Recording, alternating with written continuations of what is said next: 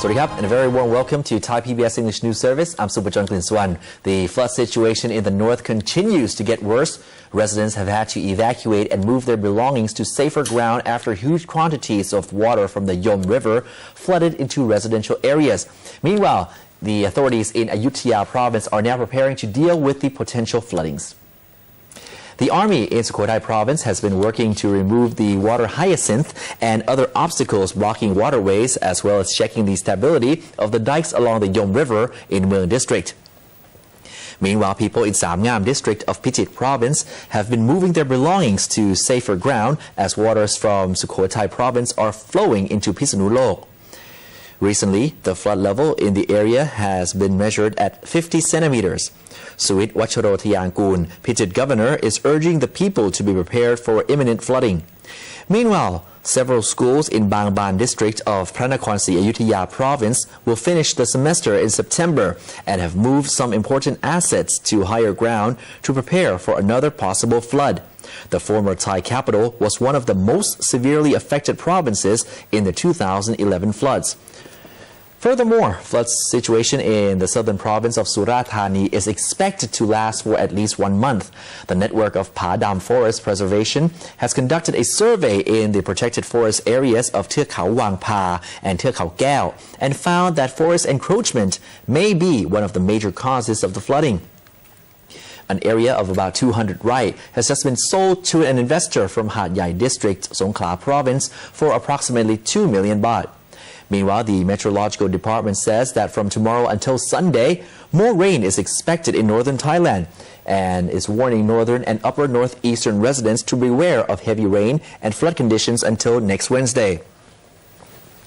Boats and ships in the Andaman Sea and the Upper Gulf should proceed with caution, while small boats and ferries should keep ashore, especially between June the 16th and the 20th. Following the severe flooding in the southern and northern regions, the Prime Minister insisted that all of those responsible must set flood prevention work as their priority. Now, despite the strong possibility of further floods, a confident Yingluck Shinawatra says that she is sure that this year's flood situation is likely to be better than last year. Today is the last day of the PM's Flood Prevention Project survey, following up the flood management plans in flood-prone provinces. She has declared that the flood projects in the downstream and midstream areas are now 60 to 70% complete, while the construction of flood-related projects in the upstream areas or the upper northern region is behind schedule. So she assigned all related departments to give priority to the flood projects to ensure completion before another severe flood hits. Despite the good preparation for floods, the PM says that we must expect future flooding, but expressed optimism that this year's floods will not be as bad as in 2001. During her 4-day visit, she has ordered the governors of the flood-prone provinces to speed up canal dredging and the reparation of the sluice gates and dikes.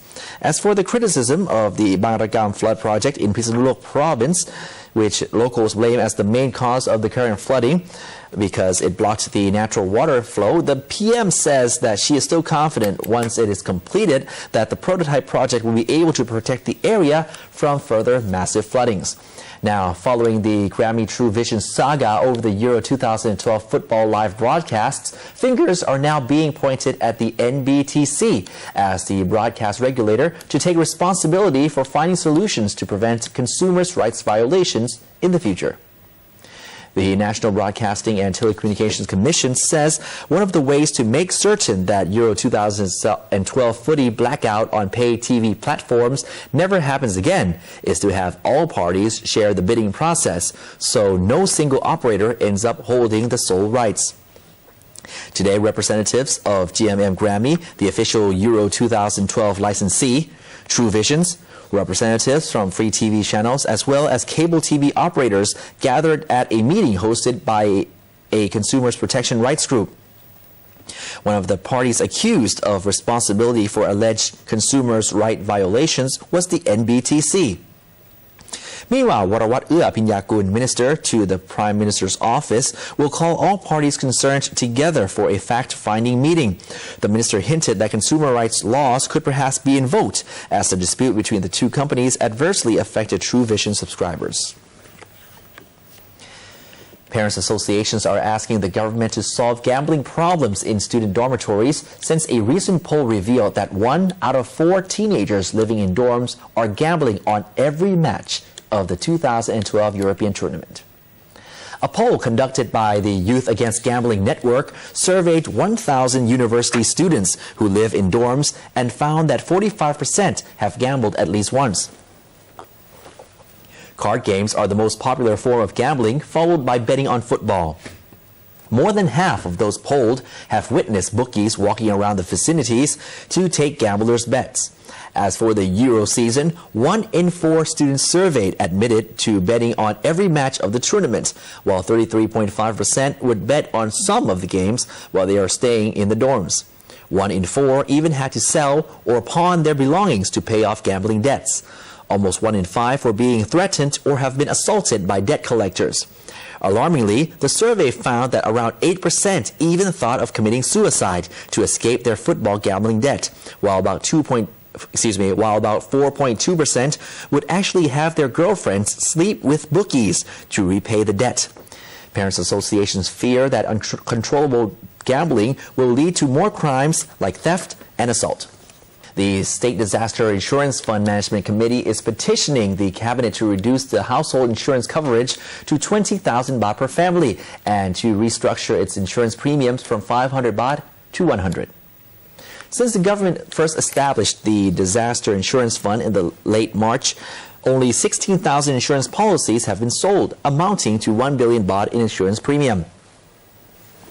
This is lower than the target figure of 40,000 insurance policies, or 1.5 trillion baht in insurance premiums in the first year of operation. At its meeting today, the State Disaster Insurance Fund Management Committee agreed to expand the insurance coverage for businesses that are insured. Large business operators who bought the insurance policy exceeding 1 billion baht will receive a 50% increase in their insurance coverage, while keeping the original insurance premium rate of 1.25% unchanged. However, the committee is seeking to reduce the household insurance coverage from 100,000 baht to 20,000 and the household insurance premium from 500 baht to 100. These proposals will be forwarded to the cabinet for approval.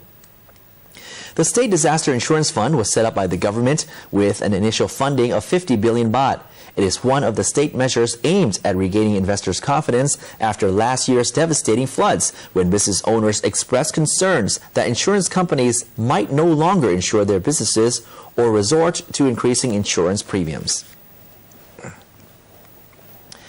And Parliament's vote on the first reading of 2 bills on money laundering and funding of terrorism was very well received by the private sector, as this presents a good sign that Thailand might be removed from an international financial blacklist, a listing which negatively affects investors' confidence.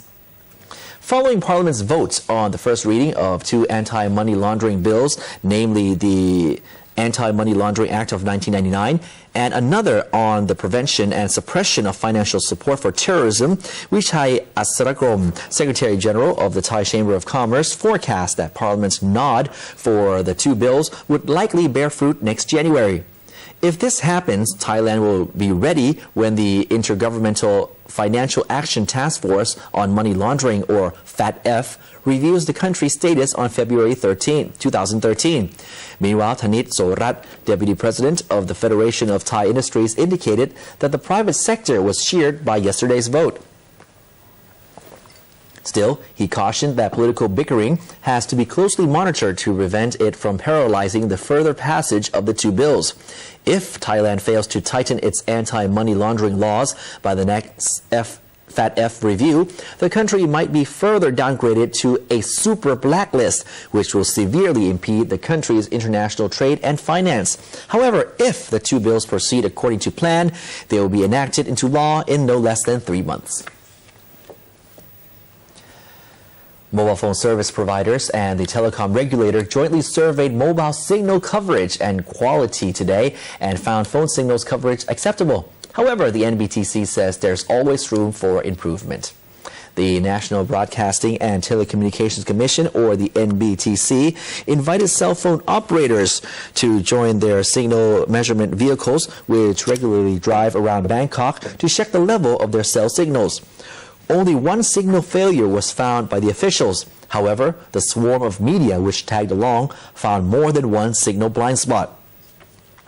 The NBTC says phone signals are not as bad as anticipated, but more improvement is needed, not only for mobile phones, but internet hotspots and other wireless services as well.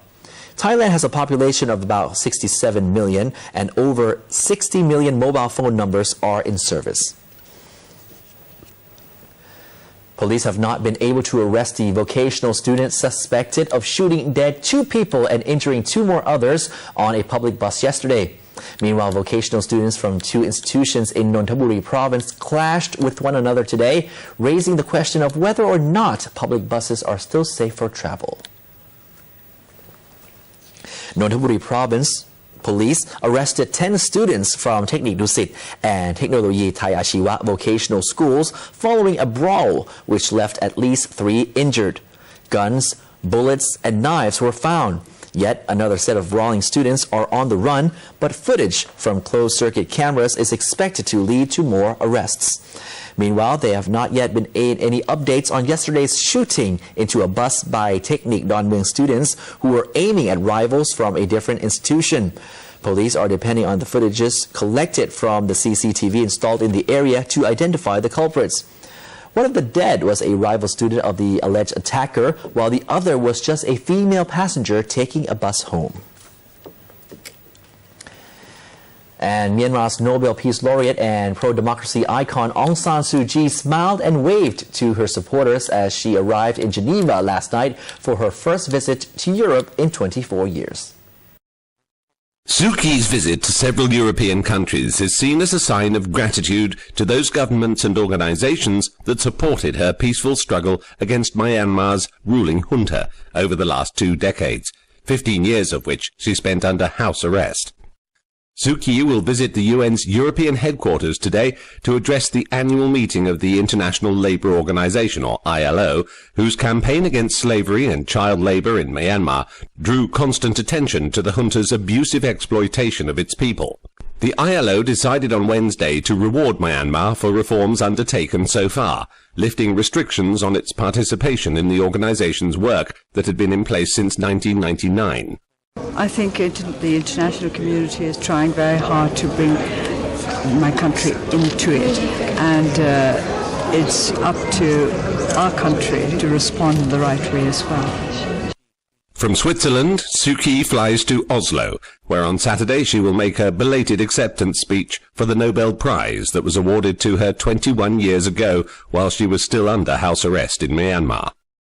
However, the greatest attention is likely to be paid to her visit to Britain next week. The 66-year-old will address both houses of Britain's Parliament during her visit and accept an honorary doctorate from Oxford University. Suu Kyi's speeches will be closely watched by governments and businesses around the world for signs that it is now safe to invest in Myanmar, at a time when it is making tenuous democratic progress. Hugh Adams, ThaiPBS. Thank you, Hugh, and that's all the time we have for tonight. We'll see you again tomorrow night. I'm Supachong Klin Suwan. สวัสดีครับ